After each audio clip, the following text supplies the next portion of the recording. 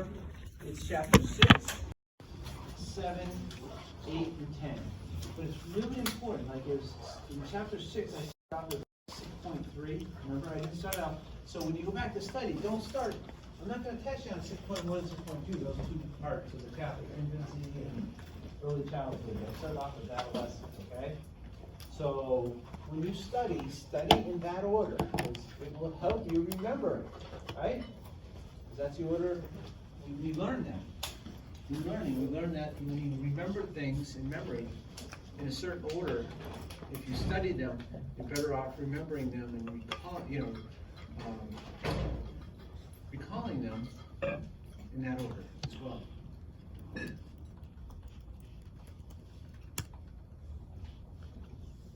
There's some hard questions in here. Hard questions. I failed it twice.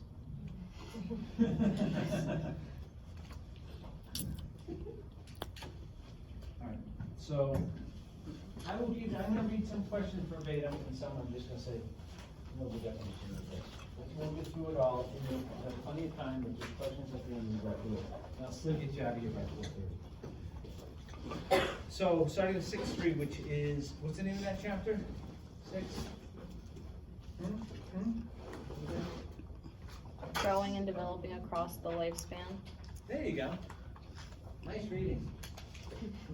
So 6.3. So from late teens to the mid-20s, individuals. This is question 1 in your test.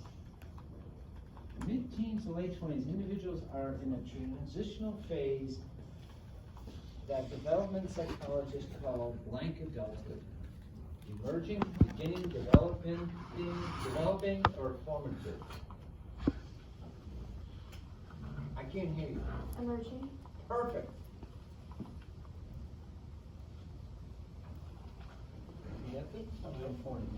What? I didn't say that, dude. I like it.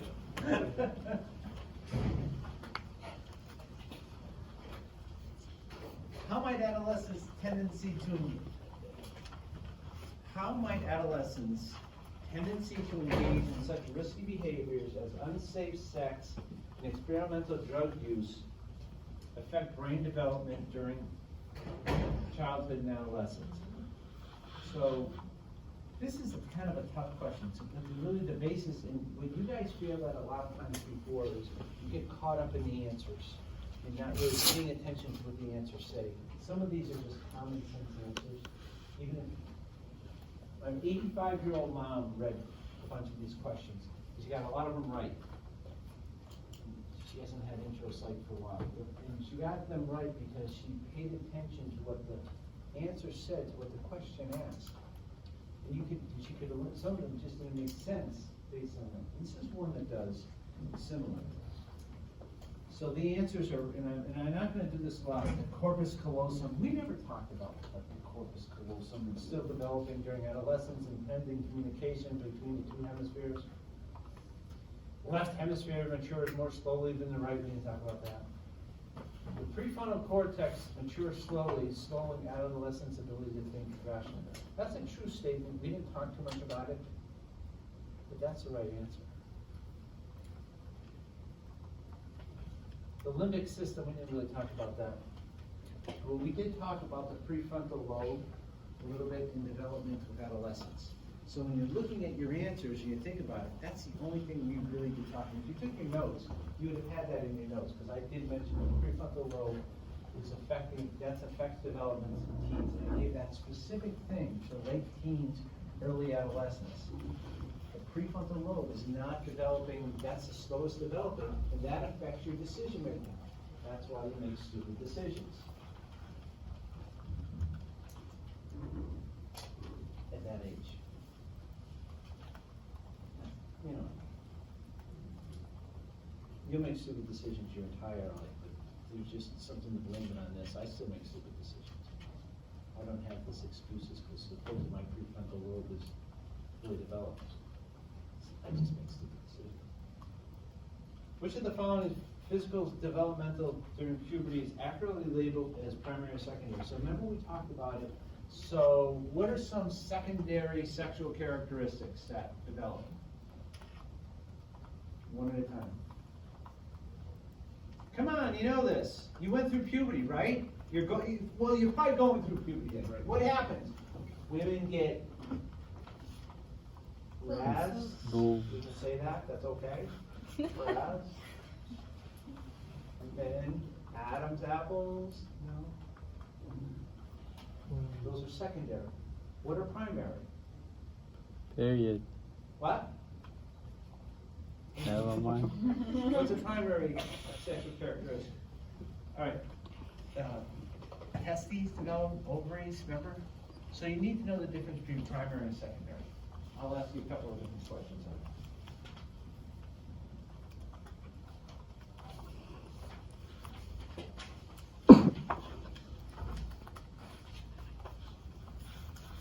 No, so this is a good example of knowing and understanding answers. Did you raise your hand? Yeah, but you moved down. Okay.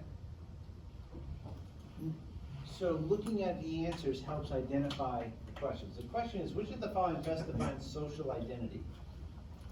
Answer A is the total self-concept.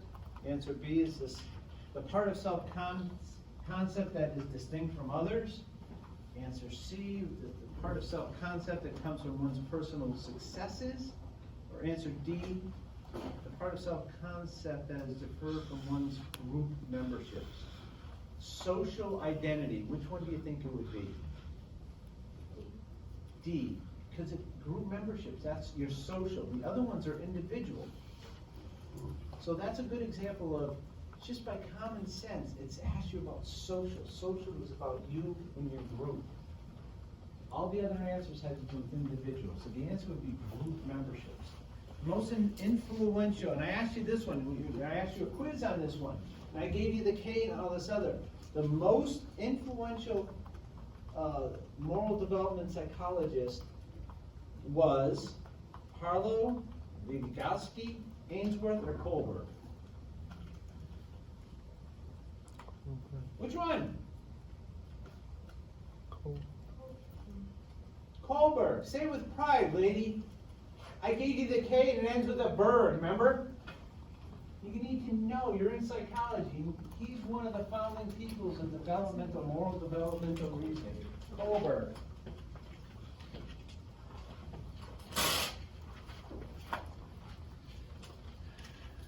As we go into later parts of the chapter, what percentage of Americans end in divorce? Most divorces occur between couples in their blank.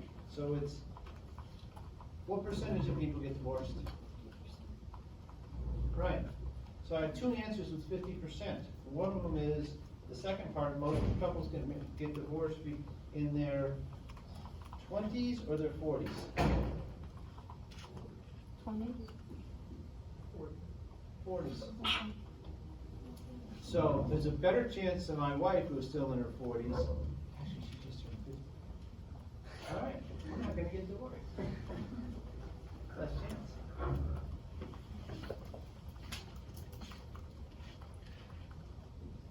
Know what the difference between Alzheimer's is. What statement best expresses the relationship between dementia and Alzheimer's? Alzheimer's is a disease, is a type of dementia. Dementia and Alzheimer's diseases are similar. Dementia is one of Alzheimer's diseases. Dementia and Alzheimer's disease is unrelated.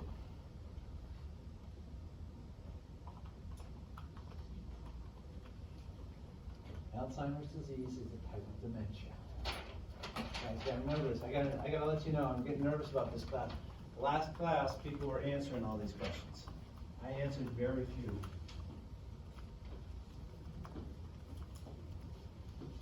I will ask you 4 questions on Kubler-Ross's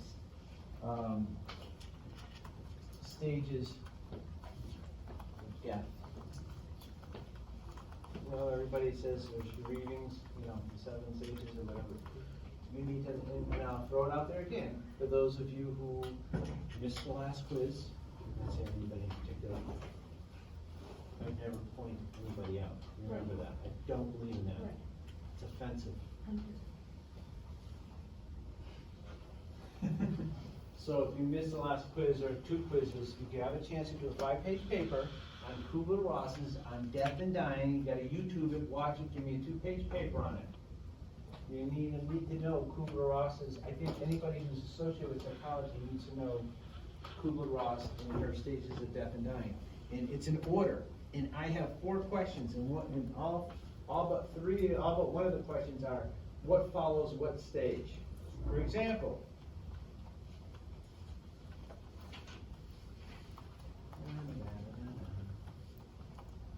in order, the first 2 stages of Kubler-Ross's theory of acceptance of impending death are anger and denial, denial and anger, anger and depression, denial and depression. You need to know what those are. My next question, in theory, in Kubler-Ross's theory, acceptance of loss or death is most imminently preceded by anger, bargaining, confusion, and depression. You need to know them, because then you have, my suggestion, you take your piece of paper, because I'm going to give you a test, you get to the Kubler-Ross, or as soon as you sit down, because you have them memorized, write down the 7, in order. Then when you get to those questions, you'll know right where they are. And you'll say, that's the order. Have it fresh in your memory, write it down on your paper as soon as you get it, and you'll know it. Yes? So the stages of dying and the stages of grief are the same thing? Okay. It's not the stage of grief, the stage of dying. She deals with stage of dying. Grieving is different. But she talks about, Kubler-Ross deals with people that are dying. You know, they get older. So you have terminal cancer, and how do you deal with that? Kubler-Ross's theory of acceptance of loss, blah, blah, I have another one. Okay, Ed is no longer angry that he's dying of lung cancer. If Kubler-Ross is correct, Ed will now experience the next stage of grief, which is blank. It's bargaining, but you'll know them. Honest to God, write them all down for Kubler-Ross. As soon as you get in there, write on the piece of paper, and then just refer to them. And boom, boom, boom.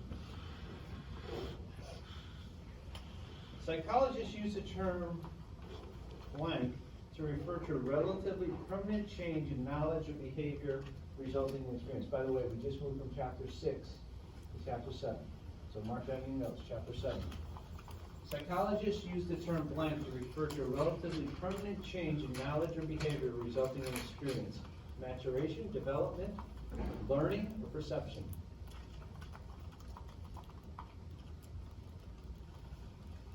Jared? Yeah. What's the number, what chapter 7? What's the title of chapter 7? You have a book? On my phone, yeah. What is it? Learning, which is the answer. Remember, I asked you definitions. The study of learning is closely associated with the blank approach in psychology. The study of learning is closely associated with what? Psychodynamic, Gestalt, or behaviorist? This is easy, folks. What do we talk about when we talk about learning? Behavior. What's that? Behavior. Absolute behaviors.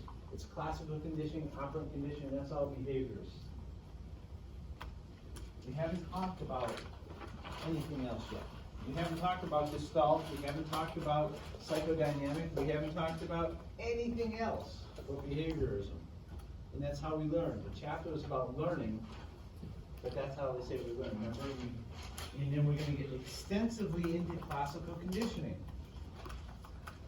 What theorist is credited for laying the foundation to study classical conditioning? Pavlov. You're right, Pavlov. He's the theorist most credited with laying the foundation for studying classical conditioning.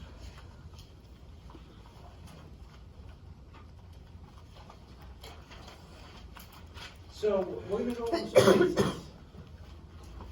Remember Pavlov's dog? The meat was what?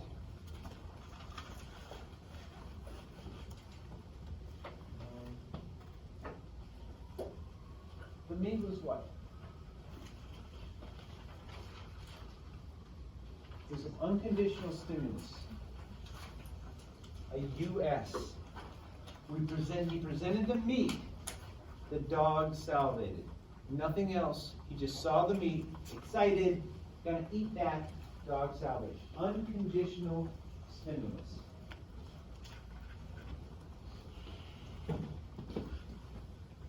Goes up to the dog, rings the bell. What's the bell?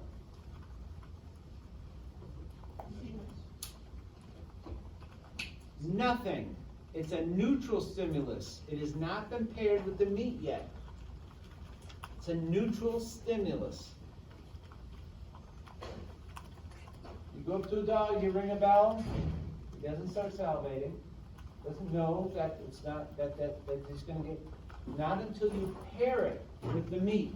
Now you present the meat, you ring the bell. You pair it, you present the meat, you ring the bell. You pair them, once you pair it, once that dog thinks, I hear the bell, I'm gonna get meat. Now it's paired. Then it becomes a conditioned stimulus. Not until it's paired. Unconditional stimulus is the meat. Neutral stimulus is the bell until it's paired. Then it becomes a conditioned stimulus. If I present the meat, give a bell, dog salivates. I just do the bell, eventually, once it's paired, the dog salivates. I just do the bell again, salivates. Bell again, salivates. Bell again, dog salivates. What the hell? Why am I salivating? I'm not getting, bell again. If I continue to do the bell, the dog's gonna stop salivating. What's that called? No. Extinction. Raise your hand, please. Extinction is when the repeating of the conditioned stimulus no longer gets the conditioned response. Because that's a CR, it's conditioned response. The unconditioned response was when you presented the meat, salivates. Okay, got it?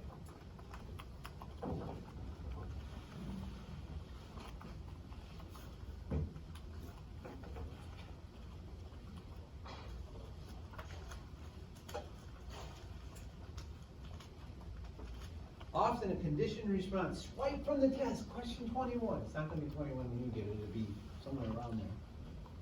But right now it's 21. Often a conditioned response may be elicited not only by the original conditional stimulus, the bell, and conditioned stimulus, not the meat, conditioned stimulus, but by a similar one as well. This is known as, this stimulus is known as generalization. It's something similar.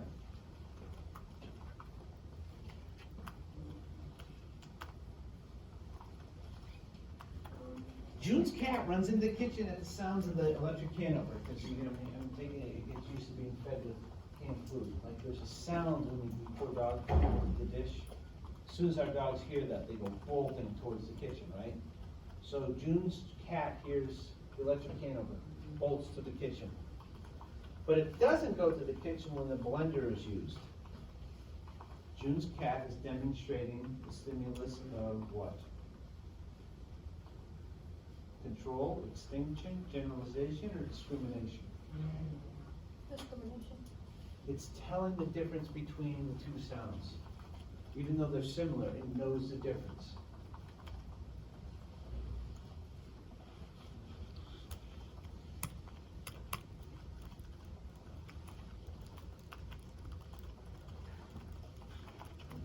I have here, which of the following defines an unconditional stimulus?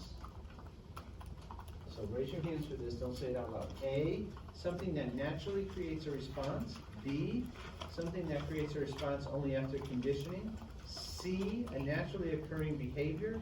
Or D, a behavior that is acquired. The question is, which of the following defines an unconditional stimulus? No. No. A.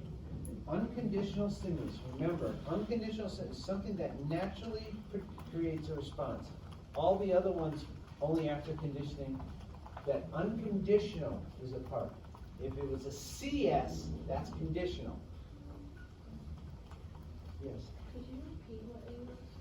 Something that naturally creates a response. Naturally. You show the dog meat, it salivates. They didn't have to train it to do that. Although I will say, the first time we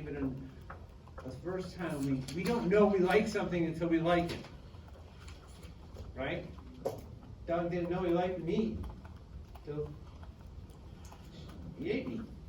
So, you know what it is, so it's kind of weird. At some point, it had everything, even our URs, our unconditional responses, were somehow trained, but that's not what we're talking, okay? It does say that in chapter 2. All right. We're making headway here. Oh, there's one on the bottom. Which of the following defines conditional stimulus? I gave you that one. Something that naturally creates. Which of the following defines conditional stimulus? Something that naturally creates a response. Something that creates a response only after conditioning. Yeah, I'm not going to get them because I won't confuse with other things. When you see the C there, that's conditioned stimulus or conditioned response. A conditioned stimulus only responds after conditioning. The bell did not get a response the first time it was heard. It was only after it was conditioned to hear it with the meat that you get a response. This one's easy.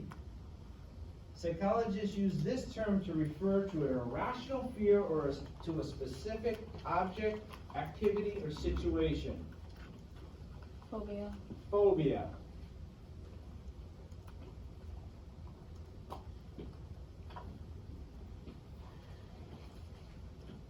Janine completed several tours of duty in Afghanistan. She suffers from PTSD, now back in her home in Texas. She is frightened by firecrackers and cars backfiring.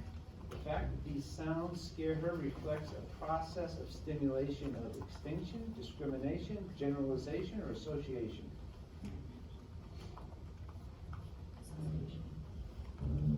No. Generalization. Generalization. Okay? It's close, it's tricky. But you gotta know the terms, you gotta know the definitions.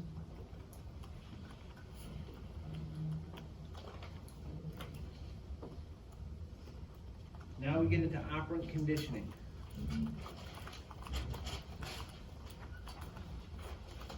This one you should know. What does, yes? Can you explain why that one is generalization, please? Well, we never studied association.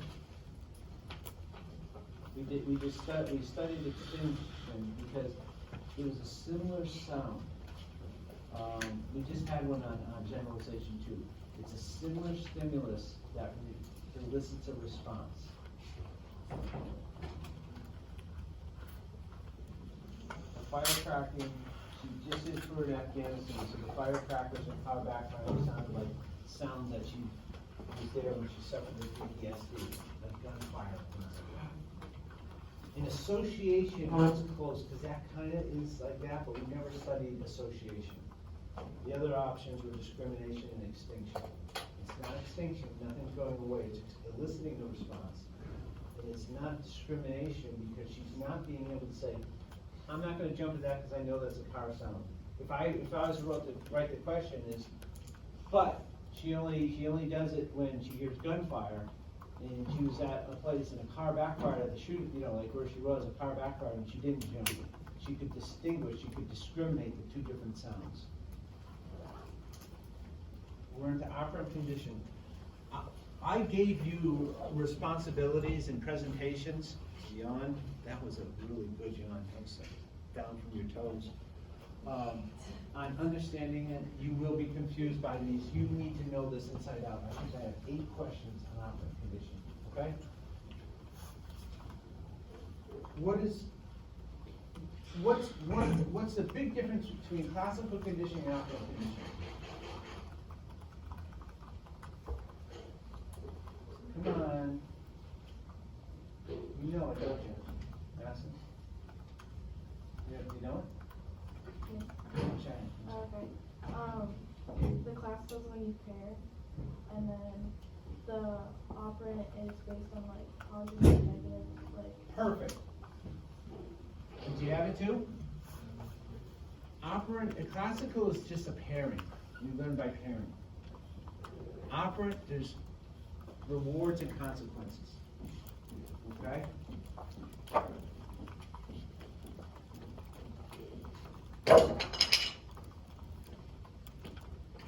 And the question is behaviors and consequences.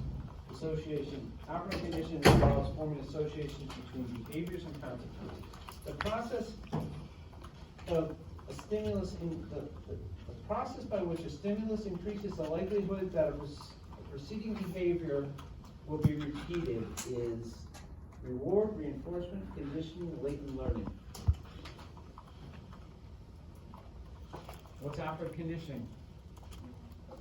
Reinforcement. Don't think about rewards, stuff like that. It's not. It's reinforcement or punishment. Reinforcement or punishment. Reinforcement increases the likelihood of a behavior. Punishment decreases the likelihood of a behavior. Where it gets confusing, we'll talk about it, is positive reinforcement, negative reinforcement. Positive punishment, negative punishment. Okay? That's where it gets confusing. But it's always about reinforcement is always, if you're reinforcing a behavior, you want to increase that behavior. You need to have that down. And when you're studying, you gotta have it down. So there's no question. If you get those two things, when it gets to the confusing parts about the negative reinforcement and the positive you will be able to distinguish at least half the equation. Okay? You need to know, it says, give me the example, best examples, which of the following scenarios is the best example of positive reinforcement? This is tough. Vanna fastens her seatbelt as soon as she gets into her car to stop the annoying alert sound. B, Drake no longer cuts class now that his parents confiscated his iPad. C, Maria now buys a different brand of cigarettes to get 2 packs for the price of 1. And D, Nate no longer arrives late for work following a reprimand from his boss. Which of those scenarios is the best example of a positive reinforcement?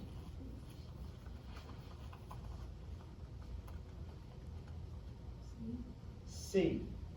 Why? Instead of like, if the rest of the example is like a negative. Yeah, so she positive and it's reinforcement in likelihood and increase of behavior. Yes. Can you repeat what C was her going to the store and buying a pack of cigarettes and she gets 1 for free. 2 for the price of 1.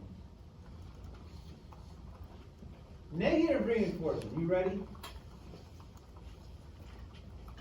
Is the same thing as punishment, leads to an increase in the probability of a behavior, decreases the likelihood of the behavior will be performed, is the same thing as a secondary reinforcement.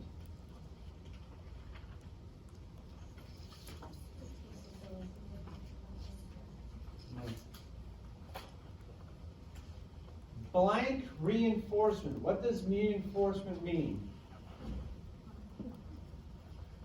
Yes, Cheyenne. It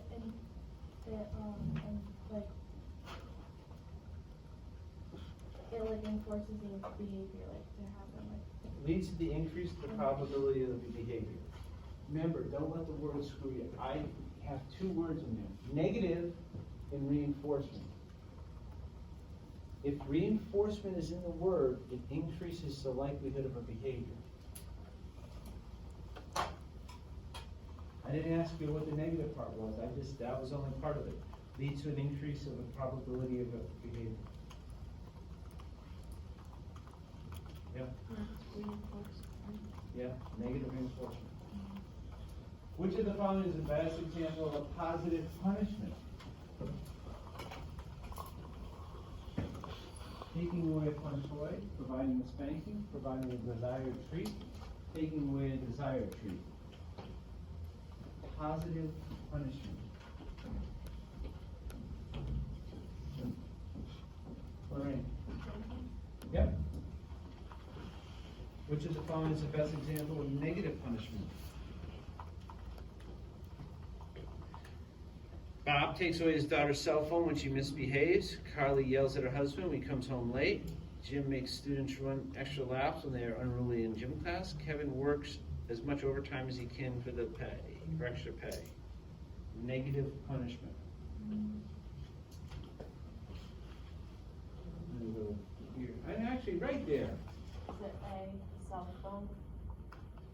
Yes, it is. It's taking away.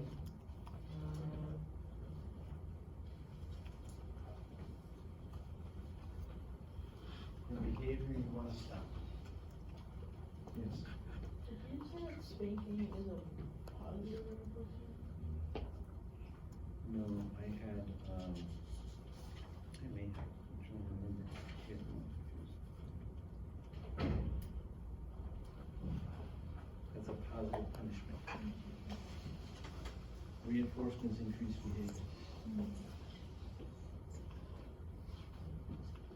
You guys remember I gave you all these things to study, so the ones I can tell you, the ones you guys have done, hard and confusing, go back to your notes on these. Which of the following defines positive reinforcement? Strengthening the response by removing an unpleasant stimulus, strengthening the response by presenting a pleasant stimulus, weakening a response by removing a pleasant stimulus, or weakening a response by presenting an unpleasant stimulus. Strengthening a response by presenting a pleasant stimulus. It's positive reinforcement. The word reinforcement's in there, you want, if the word reinforcement's in there, you want an increase. Positive reinforcement, it's usually a good thing. It's a positive reinforcement, you want to increase the behavior, so you're strengthening the response by presenting. That's a simple one. I want you to lay down, dog, I will give you a treat. Lay down, good. I'll give you a treat. Positive reinforcement.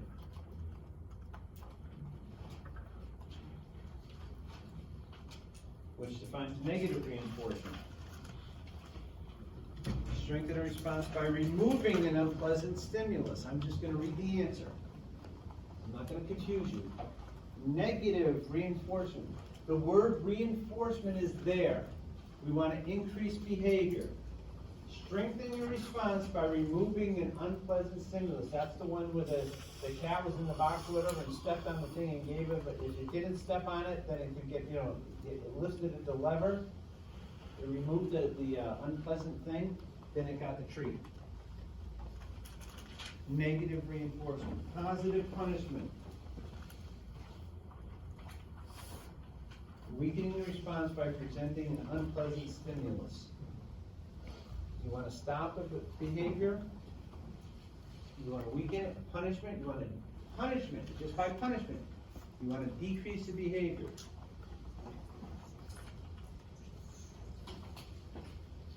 Were you here when we did that thing? Those presentations? Yeah. Then the last one is negative punishment. I'm just going to read the answer. Weakening a response by removing an unpleasant stimulus. The fact that it's punishment always means you want to weaken, not strengthen, weaken, decrease.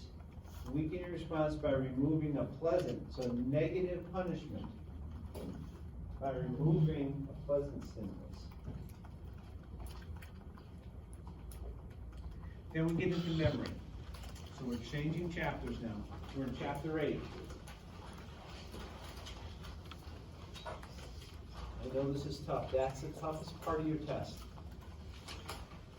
If you just remember, is it a punishment or is it a reinforcement? Increase it or decrease it. You've eliminated half the answers by that. That's the thing you have to understand. Half the answer is eliminated. Because it's reinforcement, you want to increase. If it's punishment, you want to decrease or weaken. Reinforcement strengthens, okay? So half your answer is eliminated, then you just learn the other half. You still with me? All right. Means I'm doing a bad job. People are falling asleep. All right, memory process. This is the, memory is a stage. This gets into retrieval. All right, so which of the items below correctly identify types of memory, a memory stage or memory process? Retrieval is a memory stage.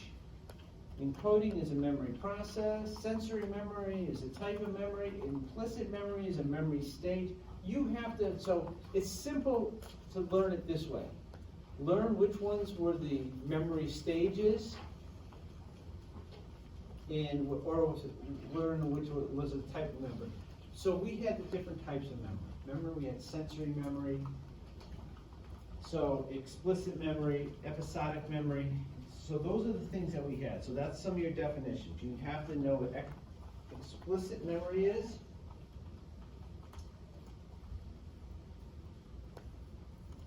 That's the stuff, explicit memory is the stuff that can be consciously remembered. You can retrieve it, you got it.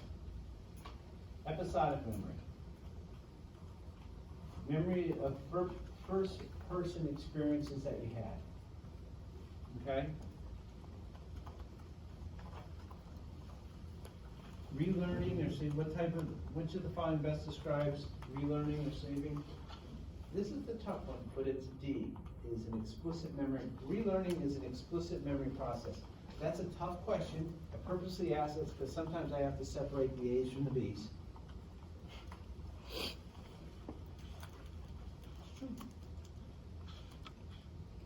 Which of the following best describes semantic memory? You remember that one? Do you know what semantic memory is? Yes. What? It's stuff based on information that's given to you. Facts, trivia. Semantic is, remember you had the two types. You had the ones in your own personal experiences, and you had the facts of the world. What's the circumference? Olivia, what's the circumference of the Earth? Anybody know the approximate circumference of the Earth? Is it 6 miles? 6.7. 6.7? No, I just made it up. It's about 25,000 miles. So if you think about that, the Earth is 25,000 miles around at its widest point at the circumference. In an hour, a day is 24 hours, right? Circles it once. So the Earth is basically traveling at about 1,000 miles an hour. Did you know that? You're circling at about 1,000 miles an hour.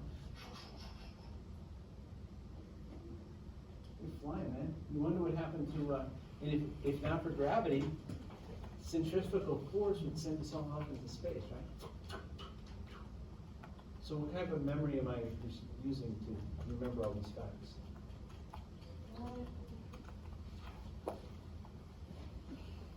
Good, thank you. All right, implicit memory.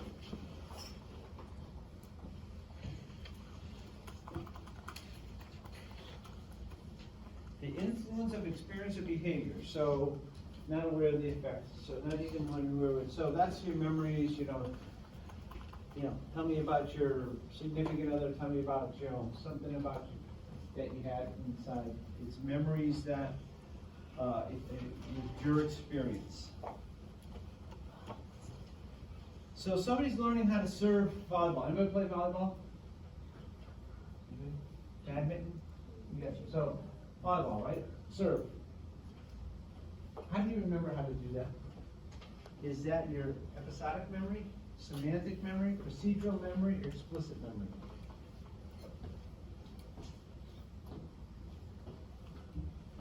Anybody want to help her out?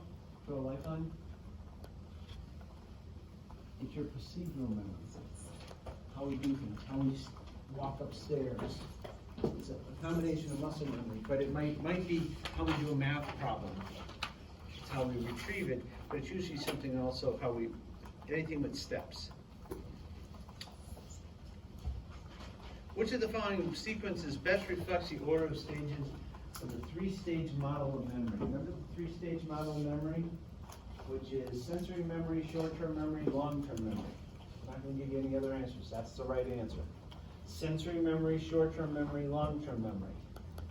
That's in the 3 stages of remembering. That's the order it goes in.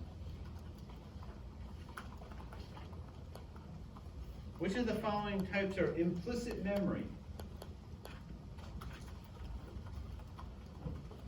I'll tell you the answer is classical conditioning and priming. That's implicit. I don't want you to get confused if I read all the answers, because it's a tough question.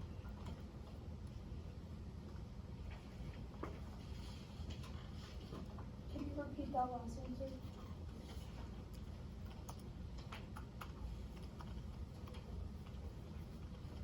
Which of the following types are, which of the following are types of implicit memory? And the answer is classical conditioning and priming. It's never too early to have a beer.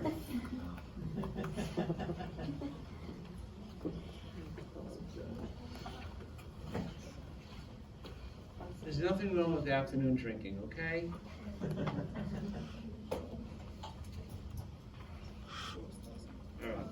So, which of the following scientists is true, which of the following statements is true about iconic and echoic memory? Now, what's echoic memory? Things you see. Yes. What's iconic? Iconic, echoic. Echoic is your ear. Iconic is your eye. Good job.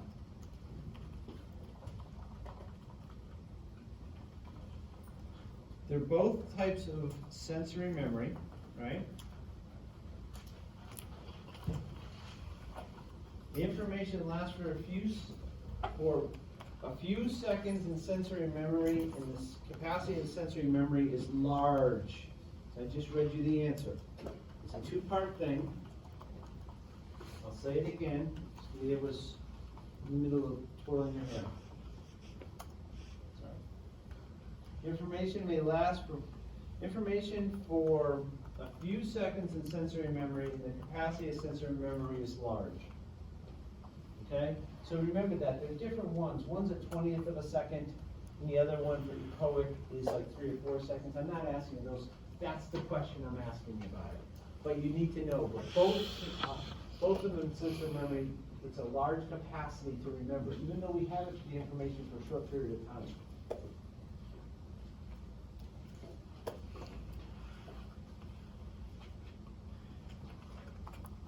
What is the term for photographic memory?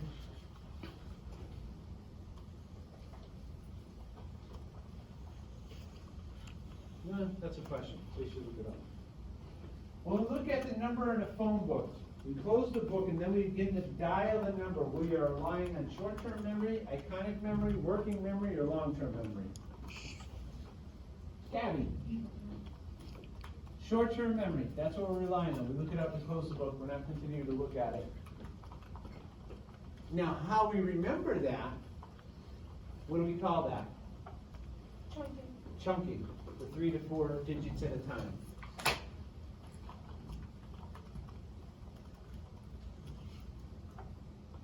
Which of the following sequence best reflects the order in which the memory process occurs from first to last?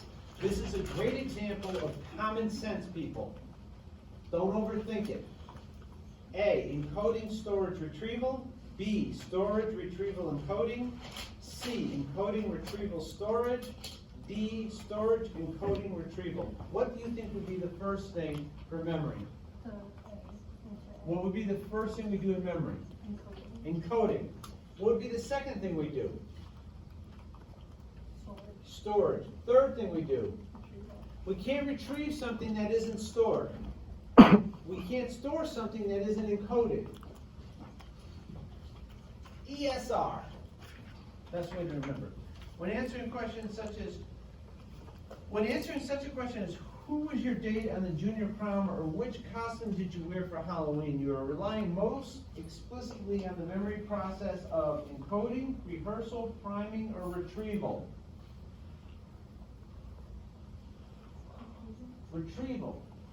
We have to, what was I wearing? for Halloween last year. Anybody, you guys have your costumes picked out yet?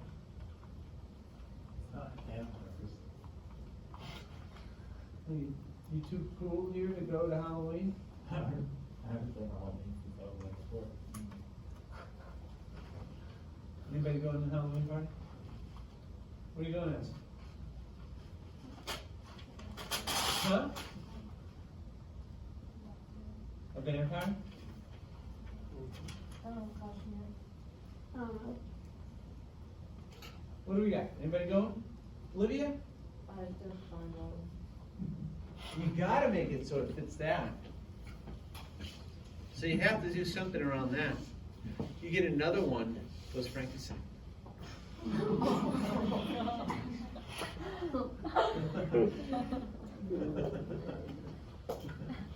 What's the most outrageous costume you've seen or when you used? Go ahead, you got a few minutes. I'll get you out in time. We're already at 55. Nothing? The Teletubby. What? The Teletubby, Teletubby. that's a good one.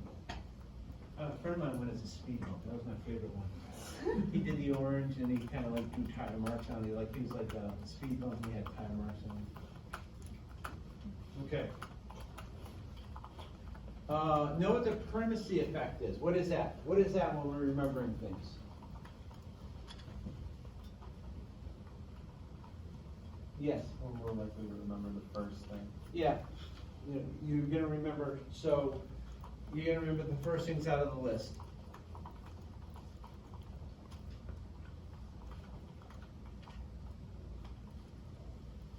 And when you remember the last things in the list, what's that called? Alex! Scared me. What is it? This is the only one I don't know. Really? So all the rest I'm gonna ask you. Sam! Recency effect. Yes, recency. You remember things at the end of the list. Of course you were. You also need to know the 2 different types of amnesia, okay? You know the 2 different types of amnesia, retroactive, what's the other one? Huh?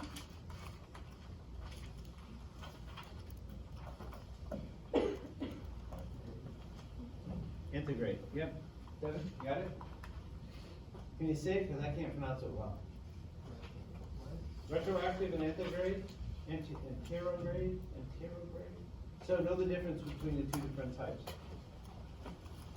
I asked you one more question on that, and I asked you if she can't remember the first few minutes immediately following a car crash, and she was injured. Rhonda's experiencing what type of amnesia, so you have to know that. Okay, now we're in chapter 10. The term affect is most closely associated with emotion, perception, loss of classmate, or cognition. Yes. Emotion. Remember that's 10. We're talking about emotion, stress, motivation, eating. Yes. The term affect, A-F-F-E-C-T, is most closely associated with emotion. According to your text, arousal involves activation of mainly the blank nervous system, parasympathetic, sympathetic, somatic, or secondary. Arousal, what do we talk about all the time? Sympathetic or parasympathetic? Sympathetic, that's the one that's fight or flight. That's when, guys get angry. When they're angry, it's the fight or flight. It's their arousal system. And women tend to do what? Men have the fight or flight when they're stressed. What do women have? Say it. Men than a 10. Men than a 10. That'll be it later on in this test. Arousal reflects the release of these hormone or hormones. Epinephrine, norepinephrine, dopamine are both A and B. Arousal. It's in like 3 different chapters that we talked about. Yes? That's partly right. If you answer that, it'd be wrong. Those epinephrine and norepinephrine is both A and B. Know what the definition of motivation is. Is norepinephrine for men and men, or is that? No. It's all, okay. That's for both. Yeah. It's sympathetic nervous system. Okay. What is homeostasis? A theory of drive reduction, a built-in tendency to regulate the bodily conditions, a psychological representation of a drive, the diffusions of fluids in a cell. What is homeostasis? Devin? Perfect. It's a built-in tendency to regulate body conditions. Homeostasis is your body should try to return to the normal state. Which of the following is not a basic? Remember I gave you the basic emotions, and the other one that threw me off was disgust. Remember? But it had a list of the other ones. Which is not a basic emotion? I have a list of 4 things. One of them is not like the other one. So know that list, and this one will stand out. So know that. The most harmful emotional experience is stress, anger, fear, or overexcitement. Or boredom. Yes. Stress. Harmful emotion is stress. Which of the following sequences correctly orders the stages of general adaptation syndrome? That was in the book. I went over it on the board. Here are their choices: alarm, exhaustion, resistance, alarm, resistance, exhaustion, resistance, alarm, exhaustion, resistance, exhaustion, alarm. Sam? Alarm resistance exhaustion. Yeah, and then, again, that's a common sense answer.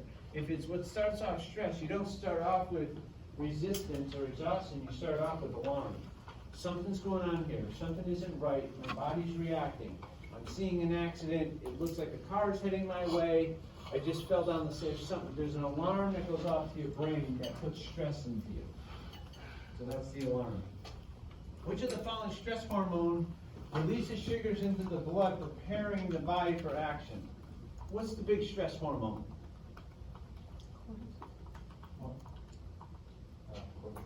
Cortisol is your stress hormone. It's great to get the sympathetic nervous system fight or flight going. Long term does a lot of damage. Stress.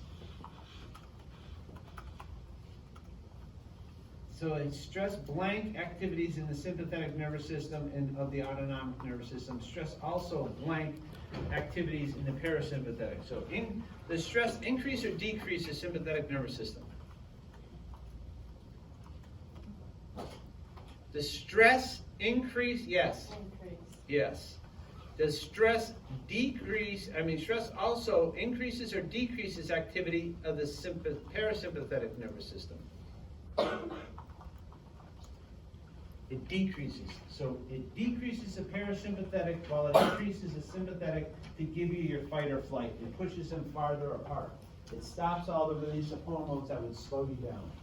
So it decreases the parasympathetic, increases the sympathetic. The longer-term physiological consequences of stress include deterioration of blood vessels in the heart, lowered immune system functioning, genetic damaging, or A, B, and C.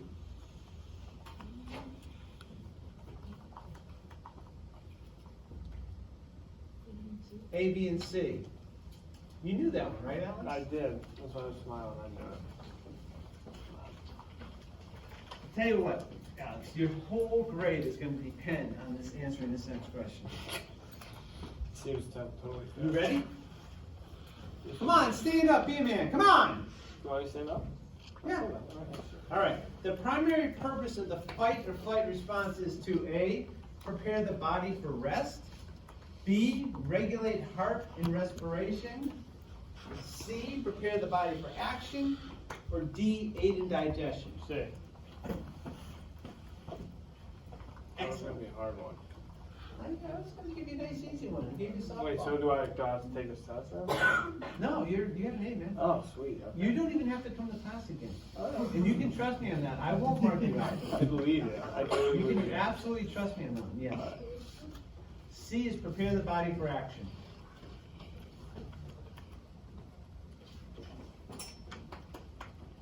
Consider the fight or flight and the tend and befriend responses to stress.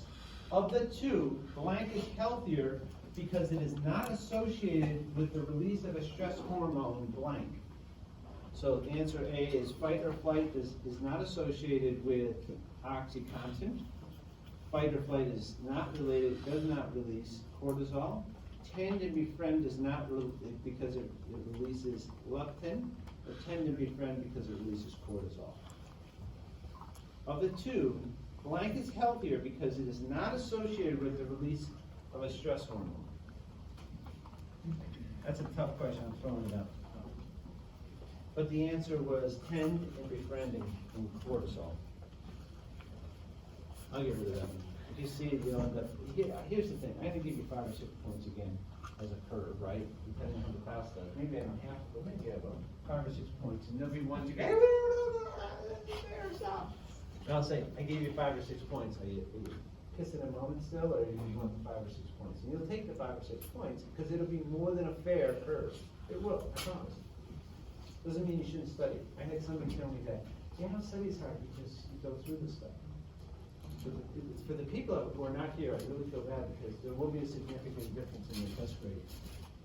People who show up for the rehearsal will be fine. Which of the following, you need to know the definition of self-efficacy. There's just a definition in the gray box. You just need to know the difference. And we have 3 minutes to finish. According to your text, positive outlook is associated with better health, longer life, higher income, A, B, and C. My answer your question. Define self what? Self-efficacy. It's in the book. EFFIACY.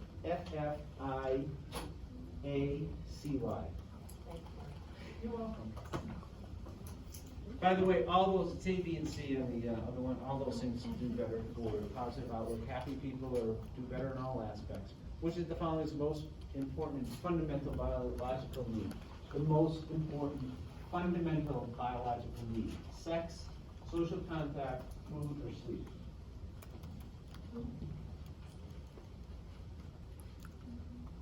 Yes. Food. You need to know the difference between bulimia and anorexia. Food. What is the most important fundamental biological need? So that's 2 questions. The last question. Remember that thing about sex in the 4 stages? You remember. No, I don't. You said you remember it all. No, I don't. When did we have this conversation? 10 minutes ago, you said you knew them all. Oh, yeah. That one I don't know. I forgot. Which sequence correctly orders the phases of human sexual response cycle from the first to the last? So there was that little chart in the book. Real simple. When you guys end up having sex, follow the chart. Have the chart with you. Say, wait a minute, we can't start anything yet. I gotta put the chart up to make sure I follow the proper steps. Okay? So no little steps. Questions? So it is multiple choice. I may do a false in there, I haven't decided. You're gonna have no more than 79, you have no more than